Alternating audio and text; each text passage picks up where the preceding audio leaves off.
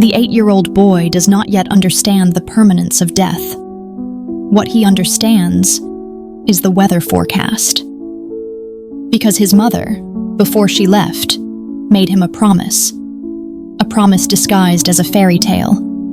She told him of a magical cloud country, a temporary resting place for souls between worlds, and that on the first day of the rainy season, she would ride a train made of raindrops and return home to him.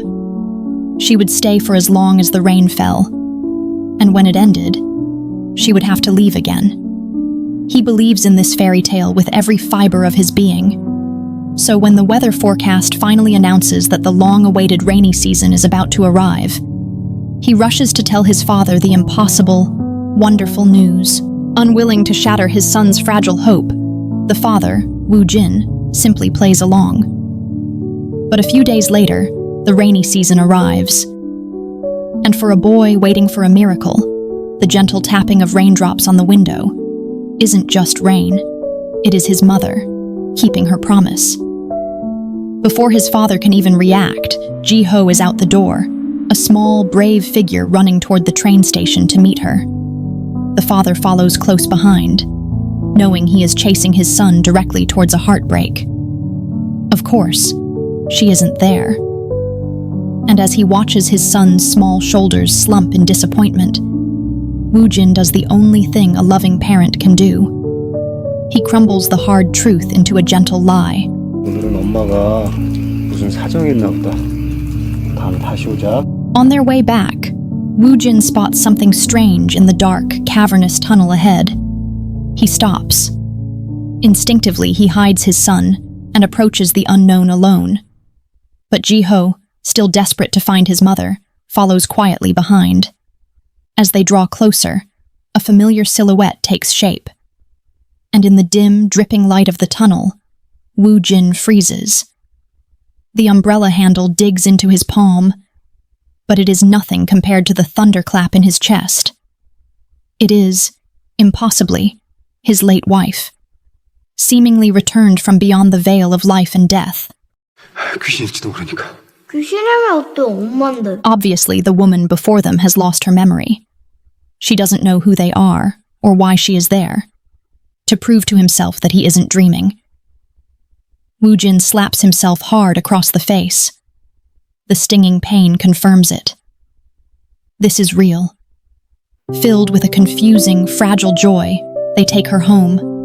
They show her photographs, hoping to spark a memory.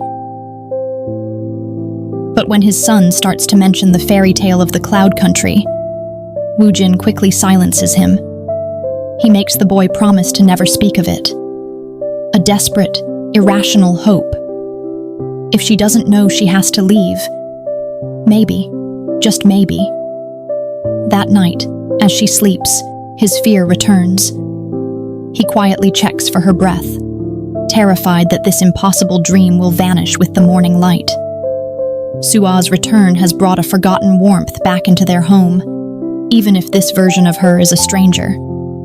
And their son, Ji-ho, is so desperate to be with his long-lost mother that he begins to secretly skip school, a secret that is immediately discovered.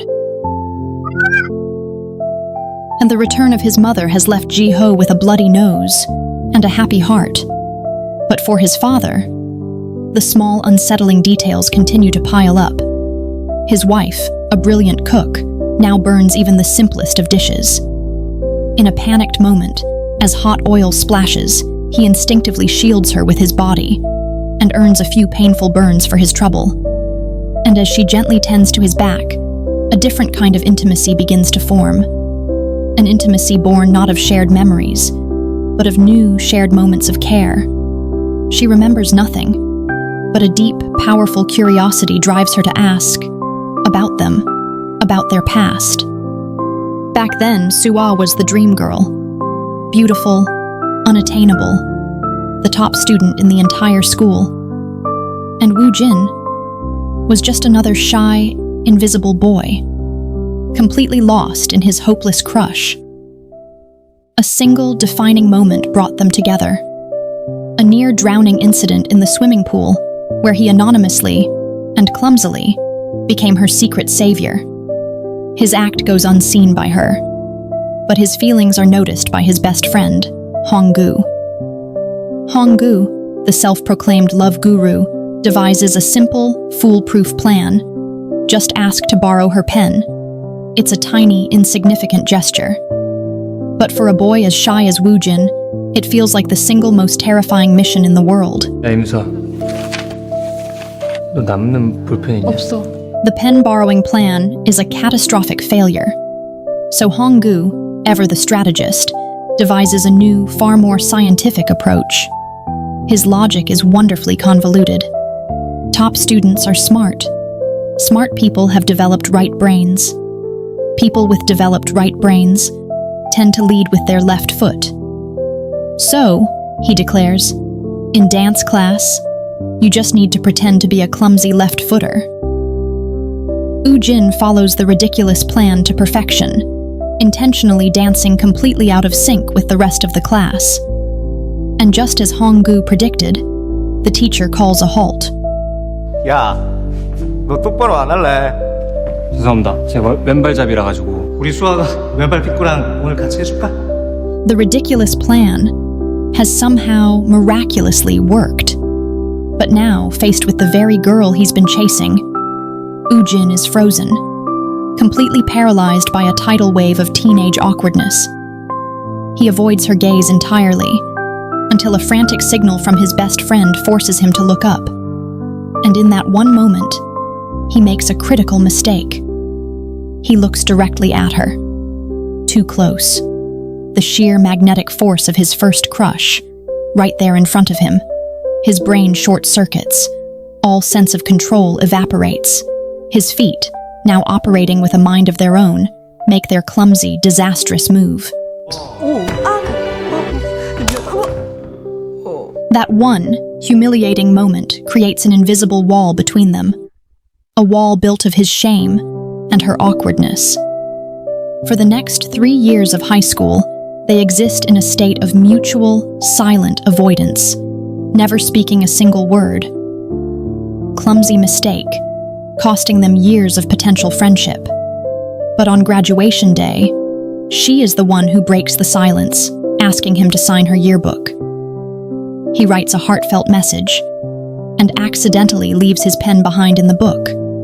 A small, desperate excuse to perhaps see her again. They end up at different universities, and for months he makes the call, over and over. But every single time she picks up, his courage fails him. He hangs up.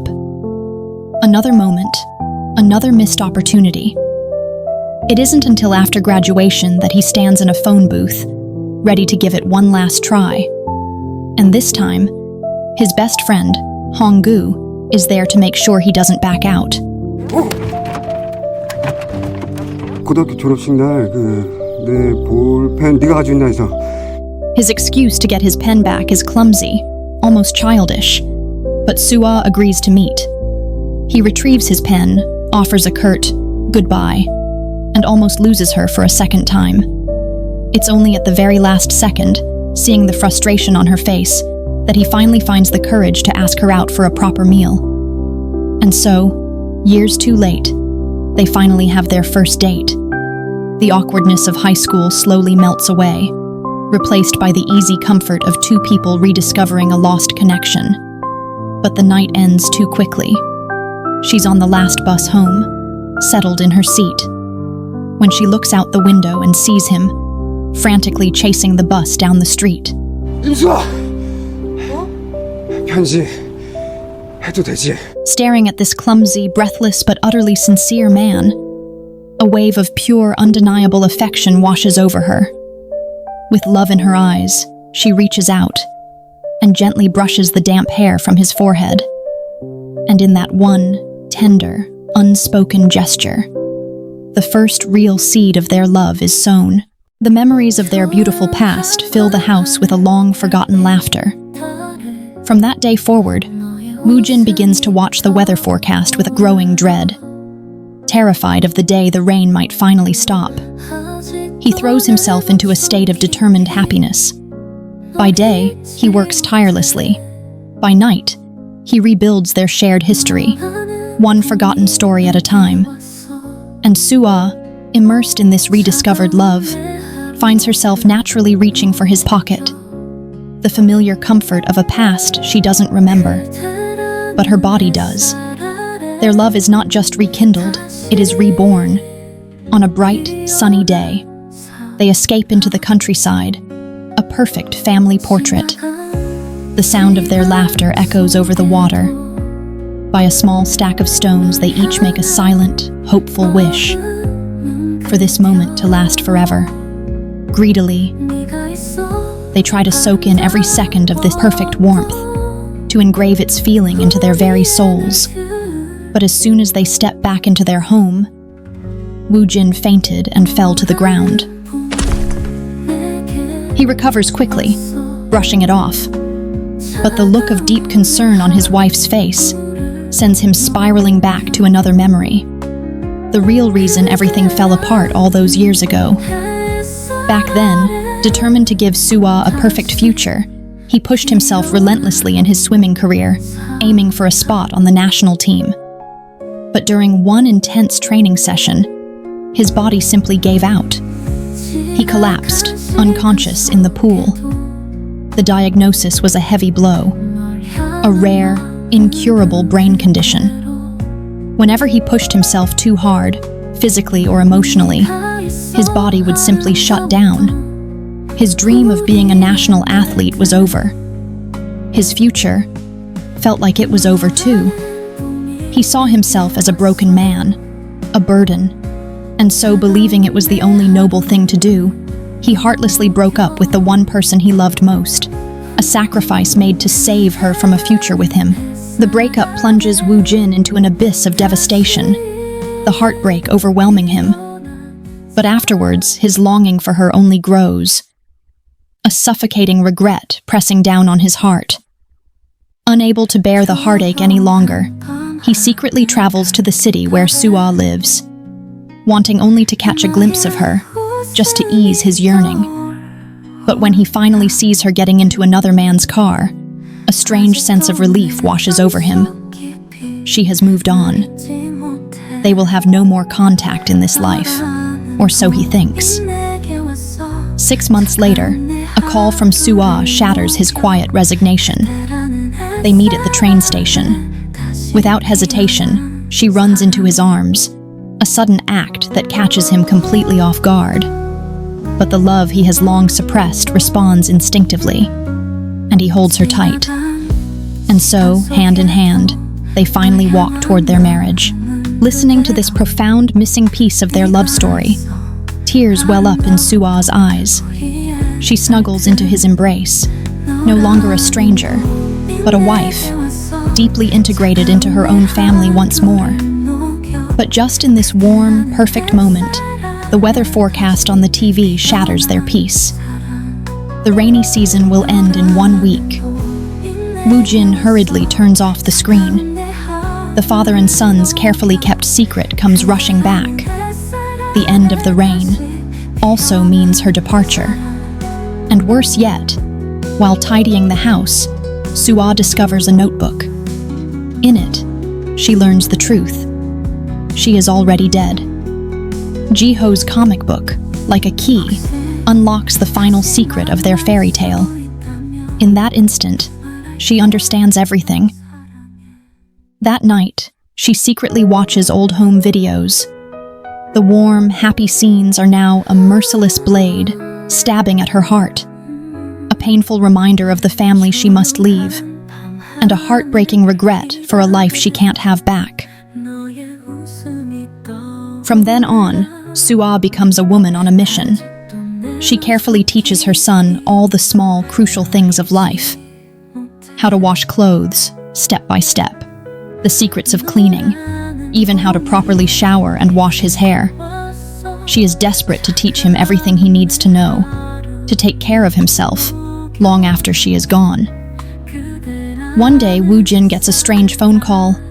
His son, Jiho, had tried to wash a classmate's car by scrubbing it with a steel wool.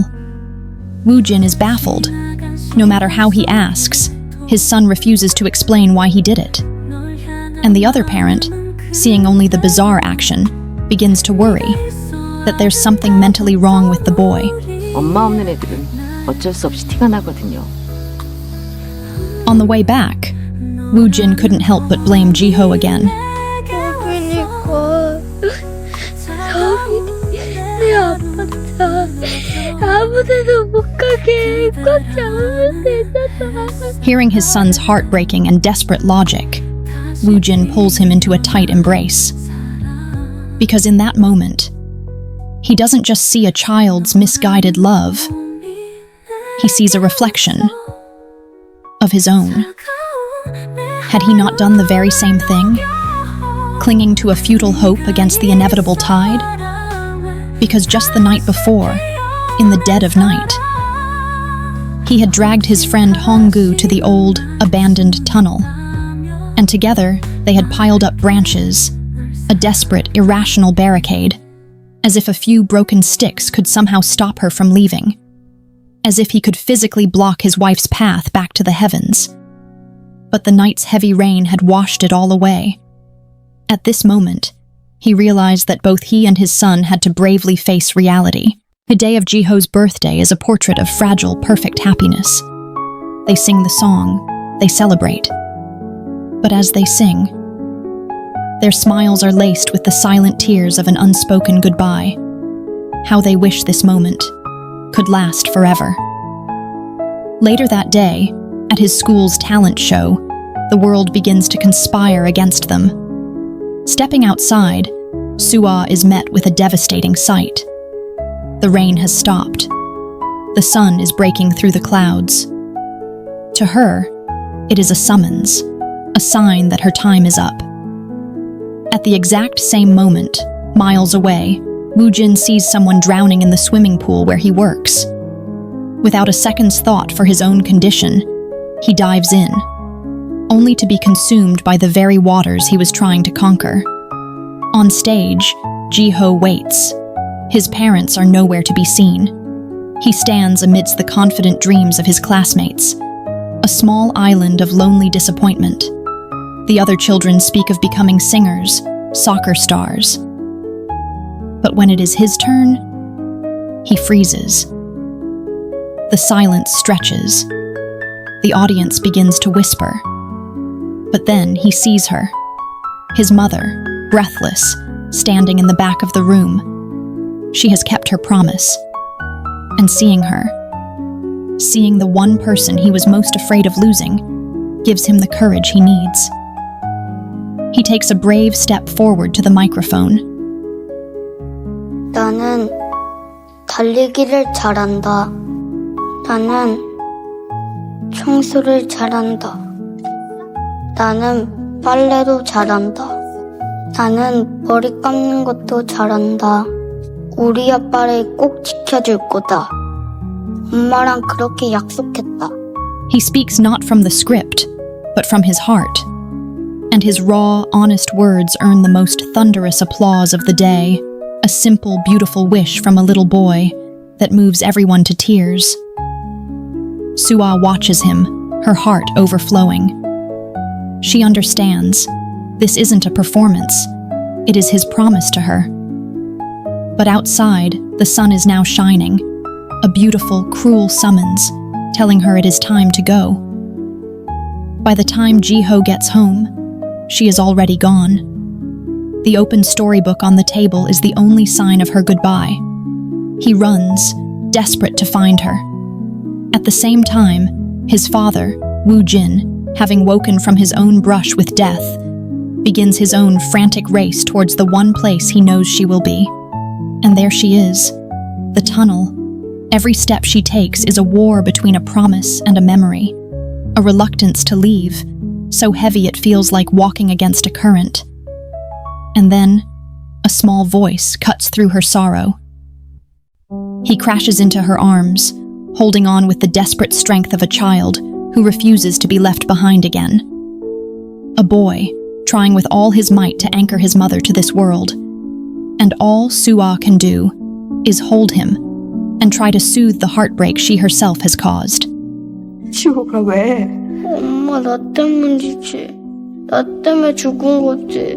알았으면 더 말 잘 들었을 텐데. 말도 안 돼. Her son's heartbreaking plea makes Sua's own heartache almost unbearable. She holds him, tries to explain, tries to soothe a wound that no words can truly heal. On the other side of the tunnel, Woo-jin's body has finally given out. He has nothing left, but the obsession in his heart, the desperate need to see her one last time, wills his exhausted body to stand up, just one more time. He drags himself to the mouth of the tunnel, just as his son's cries echo from within. The three of them lock eyes across the distance. There are no final words, no embrace, just a quiet, understanding glance, a shared acknowledgement that this story must come to its inevitable end. With a final, understanding nod from him, Sua slowly fades away. He and his son are trying to face the future. Promise they've made to the woman they lost. But one day, he stumbles upon a diary she left behind. And in its pages, he discovers a version of their story he never knew existed. Her story also began with a single glance on a rainy day. A shy, handsome boy in a narrow alley who captured her heart instantly. Wasn't I? Was I? You got everything you wanted, didn't you? But you know I'm right. I don't wanna let you go. One more night, I need you with me one more time. I want every part of your heart now. The ocean is dark, but I'll swim to you. One more chance. Our isolation's tearing me apart.